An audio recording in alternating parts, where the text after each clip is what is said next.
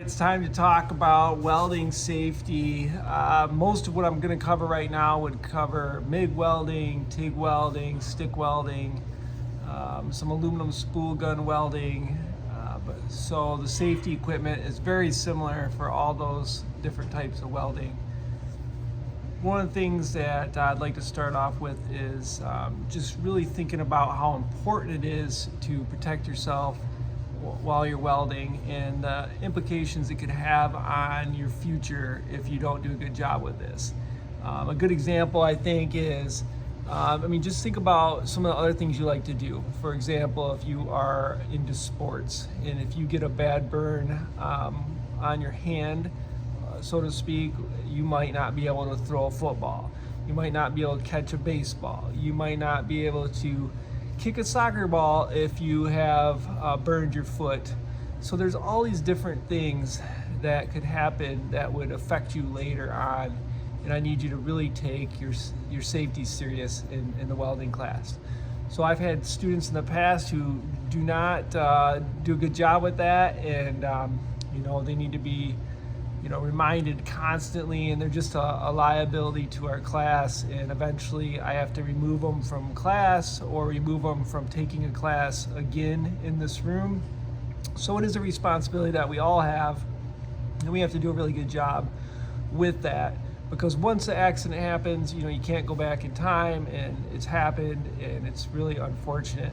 So we have to be smart, we have to use some common sense, and we have to do a really good job all the time. And we have to just really buy into this and help me out with this. It makes my day a lot better when my students are safe, and it cuts down on my stress level when they are not acting crazy and doing goofy things and forgetting their safety glasses and things like that. So let's talk about gloves. Lots of different gloves you could wear while you're welding, but some are better than others. This is probably your best glove for welding. Really thick leather glove. It has a long cuff and that you can tuck under your coat, inside your coat, because you don't want the sparks to go in this way. So this is probably one of the best. The bad thing about this glove is it doesn't have a lot of dexterity. So it is a little bit harder to do a good job with the hands-on skill with a glove this big and bulky. Now they make these in different sizes. You could get one that fits your hand a little bit better. A lot of the ones we have laying around are kind of a one-size-fits-all glove. Now you'll notice that this person's been carrying around the hot metal with this glove, and the fingers don't bend anymore. So it's really important that we take this glove, and it's dirty from carrying around metal, but you can still bend the fingers good. It doesn't, they still work. So it's really important that we don't carry hot metal with the gloves. The hot metal should stay in the welding booth until it cools down.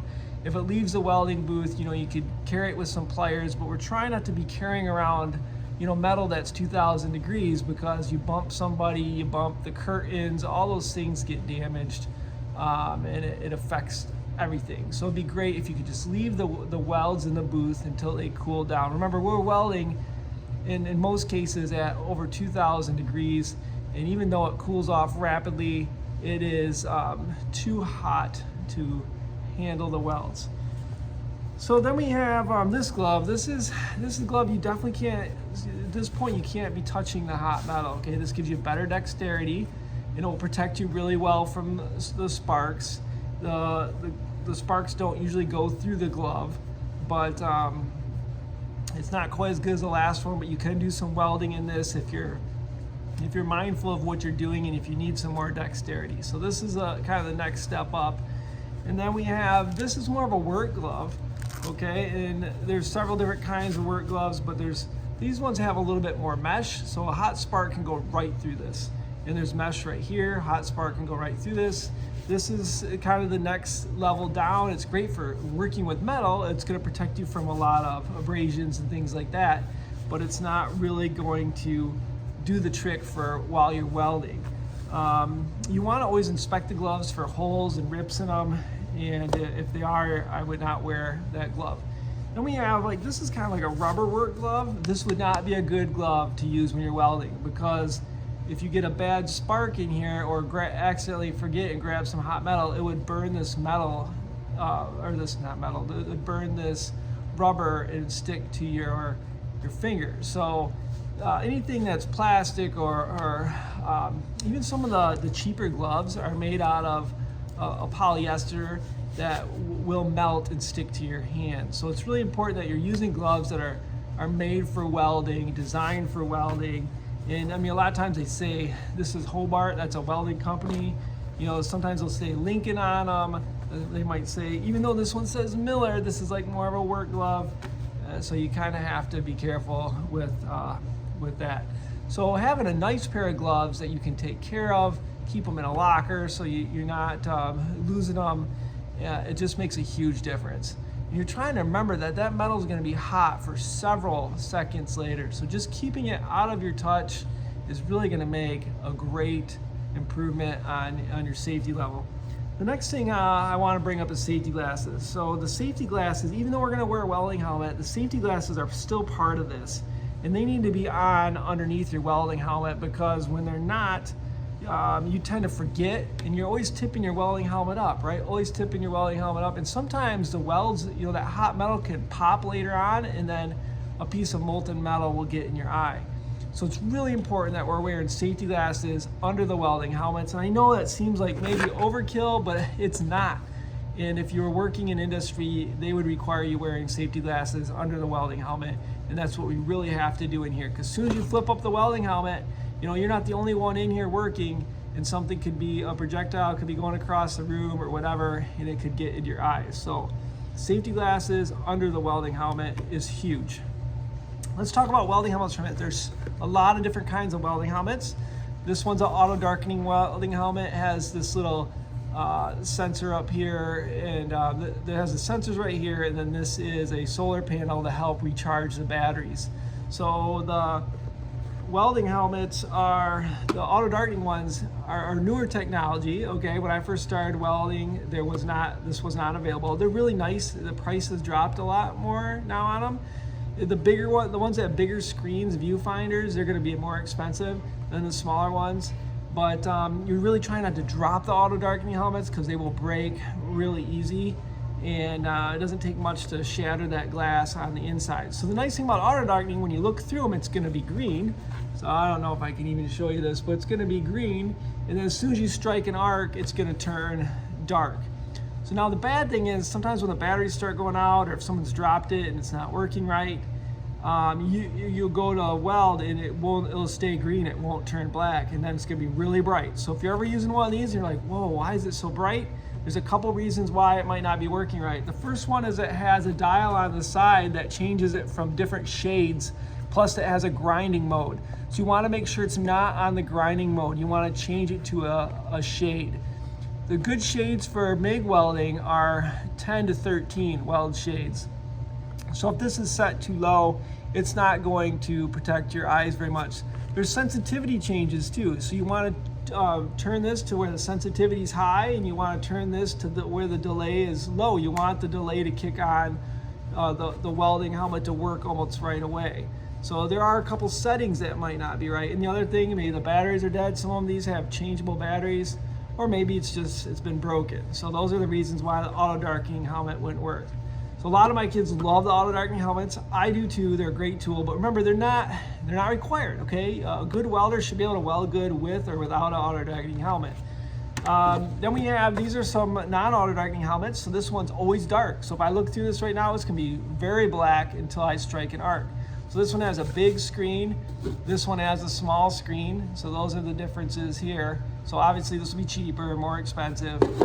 Same thing, this glass can break still. So if it gets dropped on the ground, the glass, or the lens they call it, could be broken. So it's really important that we want to keep these in the best shape as possible. Don't lay them on the floor. Try not to set them at edge of tables. Always hang them up. I want to look in here to make sure there's no light seeping through. So I hold this up and I look through there, and I want to make sure that there's no light breaking through around the edges. If that's the case, this lens isn't on very good, and I need to get that repaired or replaced before I start doing my welds. So it's good to look over your equipment before you actually weld with it. That's a really key part of welding. So let's cover upper body. I like to wear a real welding coat, okay? We have a couple different ones laying around. We have some of the older green ones, and we have a couple of these blue ones or black ones. You could wear a jean jacket. So some people like to use Carhartt coats. I don't think Carhartt coats are great because they get a little hot and some of the pockets aren't designed for welding. But if you look at this welding coat, see how the pockets are on the inside, so that way you're not getting weld splatter or weld sparks inside your pocket, because that could create a fire, while you're using this. It has kind of like a nice collar that goes up pretty far, and then it has some snaps, and the cuffs are, they're kind of closer to your body, and that work really well. So you might want to grab a welding coat, and having your own welding coat would be really nice for the class. They're not that expensive, like $20, $25, and that way you could keep it in a locker, and you could really, we don't wash our welding coats in years, so once you pick out a coat, if you can keep it in your locker, that would be great. That way, it just makes things more sanitary, and we're not sharing as many things and things like that. So, it'd be a good investment if you think you're into, the trades at all. Having a nice work coat laying around would be, great to have anyway. So you don't want to weld in short sleeves, because you'll get the UV lights the UV radiation off the welding will burn you, and it's not a pleasant burn. Like some people think, it'd be like going to the tanner. It's not like going to the tanner, okay? You don't do a bunch of welding to prepare for spring break. It's going to scorch your skin, and you're gonna have it's just gonna be red, okay? It's gonna be like that sunburn red, and then it peels, and then you're back to white. So it's not a pleasant thing, okay? Getting welding burn is not a pleasant thing, all right? In welding burn with your eyes, you have to be super conscious of that. I always want you to wear your helmet, even when you're doing your tack welds. If you, I know a couple people I know did some welding without a helmet. I don't know why. And what happens is it burns the outer layer of your skin on your eyeball. It dies, it kills it. And then the next day you wake up and you can't open your eyes because all this dead skin is plugging up your eye. And sometimes you'll get seizures. Some people will vomit. When I was in high school, I know a kid that welded without a helmet for a long time, and he left school that day vomiting, and he didn't even make it back to school for like 2 or 3 days. So it's something we really have to take serious, and if you're not going to take it serious, then I have to have you removed from class, because from where we're at, welding is 10 times brighter than the sun, and it is definitely something we have to take very serious. So I like to wear jeans next. Jeans are a work pant. You don't want to wear any athletic pants like the sweatpants or the smooth kind of running pants or anything like that, the workout pants, because they will catch on fire. Okay, some of them are made out of a lot of plastic, which will melt your skin.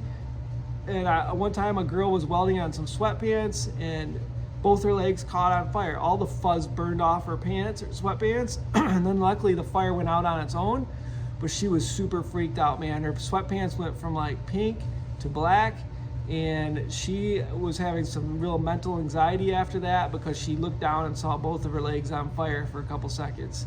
So a real serious thing. I've always been telling my kids not to weld with sweatpants, but some kids just ignore what the teacher tells them to do, and they make poor decisions. So please help me out with that.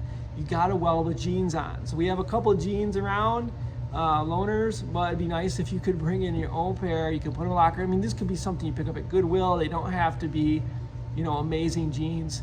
You don't want jeans with big holes in them though, because the big holes, all the frays, they could catch on fire. Plus it's not gonna protect you if you have holes in them, right? So you need some jeans that don't have the pockets hanging out with the big holes. We need some jeans that cover your skin, all the way. Now let's go on to footwear. Footwear is a big thing, and I have a hard time with kids in their flip-flops and their Crocs and things like that. I know it's much more comfortable to be in school in loose, open-face shoes, but we can't wear those in this class. So this is a huge problem I have with my students. I don't know why it has to be such a fight, but I'd really appreciate you wear some tennis shoes or work boots, something that's going to cover your whole foot. Now, tennis shoes aren't great. Let me show you this tennis shoe right here. This is a work grade tennis shoe, and it has steel toed in there, so that's great. If you drop something on your foot, it's going to protect your toes. And it has, it's like a leather base to it. So this is like a little bit of a work boot tennis shoe. Now you could still have a little bit of a problem here if you get a spark in there, but it's really gonna do a pretty good job protecting your foot around this location. And then if I pull my pant leg over this, it's gonna keep sparks and molten metal from going down into the edges. So what a lot of people don't realize with welding, I mean, the sparks are one thing, but when you get a pop of molten metal, that's where you have a much bigger problem, right? So now if I look at this tennis shoe, it has all this mesh. This mesh does not hold up good to molten metal or sparks. It will go right through this, right into your sock, and then right into your foot. So like the running shoes are not great for welding. I would not recommend that for welding. Anything that has a mesh or doesn't protect your foot from the molten metal is not a great choice in a welding booth, all right? But it's still better than the Crocs and the flip-flops, but I would prefer that you not use those. If you want to use these shoe covers to help protect your tennis shoes, this would be something you could put over that running shoe that I just showed you. This isn't something that's supposed to go over the Crocs, okay? These are still not, like this flips up a little bit and the spark gets in there and it will, you know, still burn your foot if you're wearing Crocs. So that's not gonna cut it for Crocs, but it would help a pair of tennis shoes like I just showed you. That would help. So we have two different types of shoe covers. I don't like wearing these. I don't know how my students can wear these, but some of them can. I don't find them really that comfortable, and I'd rather just bring a pair of work boots or you know, a nice pair of tennis shoes for this that have really nice leather fronts like I just showed you. Some of the basketball shoes are a little better. They have a little more leather on them, so that's a little bit better of a choice, but we're just trying to go with that. So that would really be great if you could help me out with some of those items on it's called PPE, personal protection equipment. So we're trying to prepare our bodies for welding, and it's very key that we just take these couple parts serious and have the right gear. So we're trying to get all that together so we can start practicing these MIG welds. The other thing we need to think about is earplugs. So, you know, metal tech can be very loud. You can use those push-in earplugs or the ear muffs, and I will provide the push-in ones and the ear muffs. So if you need to borrow those, we have those. You can keep it, the push-in ones. I'd rather you not get a new pair every day because it costs too much, but if I give you some push-ins and you could use them for like a week or something, that would be great. But it's really important that you wear ear protection when you're welding and do a lot of grinding and cutting. So now you might have heard me say that, like ear protection while you're welding. And that is kind of, well, welding isn't super loud. Like, why do you need ear protection when welding? And for me is getting a spark in my ear. I don't want to get a spark in my ear. And I've had a couple sparks in my ear in my experience welding, and it is terrible. And I think both of the times that happened, I was just really getting into my welds and I was really enjoying what I was doing. I was probably I was really tilting my head. So if I have the helmet on, I'm really tilting my head, you know, to get the right angle, I could have a spark go into my ear. So if you're welding vertical like this and you have the helmet on properly, your ears are gonna be fine. It's when you're doing some, you know, really interesting angle welds, or if you're doing overhead welds or something like that, you could have an issue getting a spark in your ear. I'll tell you, it's super painful getting a spark in your ear, and I thought I was gonna have permanent hearing damage, but I got lucky. So a lot of times if I'm welding with a lot of angles or really involved welding, I'll put ear protection in my ears to help protect that. Other things, you know, you're not supposed to have cell phones in your pockets, things like that, because they have the lithium batteries in there. You're just trying to keep anything that could be flammable off your body while you're welding. So anything you can do to help out with that, long necklaces, jewelry, all that should be taken off for metal tech especially, or covered. The hoodies, those are a terrible thing to wear in a welding booth. Anything with a hood that can trap you know, debris or molten metal is a terrible idea. We do have some little caps for the hair. You know, if the cap isn't on right and you get a spark that nests into the cap, it's gonna melt through and then it's gonna burn your head anyway. So a lot of times I don't protect my hair. I'm just wearing this welding helmet, and then this covers some of it. And I have had a couple sparks get into my hair, and it is uncomfortable. So if you need to cover your hair, you just got to think about how you're covering your hair. You want it to be something that's not going to actually trap more sparks or more molten metal in there and allow it to burn. So if I get a spark right now, it just goes in, it might burn a couple hairs, and then it hits my scalp, and it's usually small enough because the gravity will take the big sparks down. So it's usually a small spark, and yeah, it's uncomfortable, but usually it's fine in the next, within the next day. It's not anything that's gonna send me to the hospital. But if you had like a cap on, like a ball cap or whatever, and that spark lands on there, starts burning the cap and then melts through the cap, and then now you have like molten plastic falling on your hair that could burn your scalp, that's gonna be a lot more serious than just that little spark that got on there. So I don't know, it's just one of those things you gotta be careful with. But I usually do not wear any hats or anything under my welding helmet, and I've had real good luck with not burning my head severely.